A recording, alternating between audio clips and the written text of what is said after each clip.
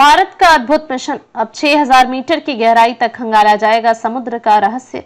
जल्द लॉन्च होगा समुद्रयान। राष्ट्रीय समुद्र प्रौद्योगिकी संस्थान NIOT के निदेशक बालाजी रामकृष्ण ने मंगलवार को कहा कि पनडुब्बी 2026 के अंत तक रवाना हो सकता है। रामकृष्ण ने ICAR केंद्रीय समुद्री मत्स्य अनुसंधान संस्थान CMFRI में कहा कि मिशन के तहत 6000 मीटर की गहराई तक गहरे समुद्र में सागर के रहस्यों का पता लगाने का प्रयास किया जा सकता है। इसे स्वदेशी तकनीक से विकसित किया गया है। भारत का पहला मानवयुक्त गहरा समुद्र मिशन 6000 मीटर की गहराई तक समुद्र के रहस्य को खंगालेगा। राष्ट्रीय समुद्र प्रौद्योगिकी संस्थान NIOT के निदेशक बालाजी रामकृष्णन ने मंगलवार को कहा कि पनडुब्बी 2026 के अंत तक रवाना हो सकता है। रामकृष्णन ने ICAR केंद्रीय समुद्री मत्स्य अनुसंधान संस्था CMFRI में कहा कि मिशन के तहत 6000 मीटर की गहराई तक गहरे समुद्र में सागर के रहस्यों का पता लगाने का प्रयास किया जाएगा। 3 वैज्ञानिकों को लेकर समुद्र के सफर पर रवाना होगा। पृथ्वी विज्ञान मंत्रालय के तहत NIOT गहरे समुद्र मिशन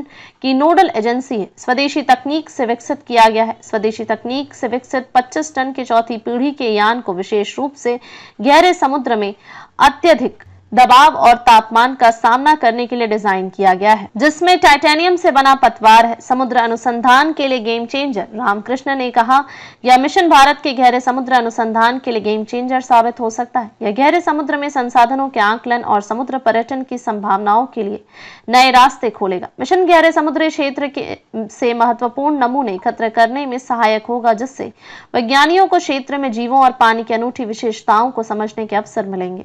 चरणबद्ध प्रक्रिया के तहत ही लॉन्चिंग की जाएगी। इस साल के अंत तक 500 मीटर गहराई तक परीक्षण किया जाएगा। गोता लगाने की यात्रा में 4 घंटे लगेंगे और बाहर आने में भी उतना ही समय लगेगा। विकसित की गई है नामक नवीन तकनीक विकसित की गई है, जिसका उद्देश्य बड़े पैमाने पर खुले समुद्र में उन्नत कृषि पर ध्यान केंद्रित करना है। यह तकनीक वर्तमान में प्रदर्शन चरण में है। यह इलेक्ट्रॉनिक रूप से निगरानी किए जाने वाले मछली पिंजरे अब तटीय क्षेत्रों के लिए डिजाइन किए गए हैं। पोषण से भरपूर गहरे समुद्र के वातावरण का लाभ उठाकर मछली की वृद्धि को अनुकूलित करने के लिए इसका उपयोग हो सकेगा।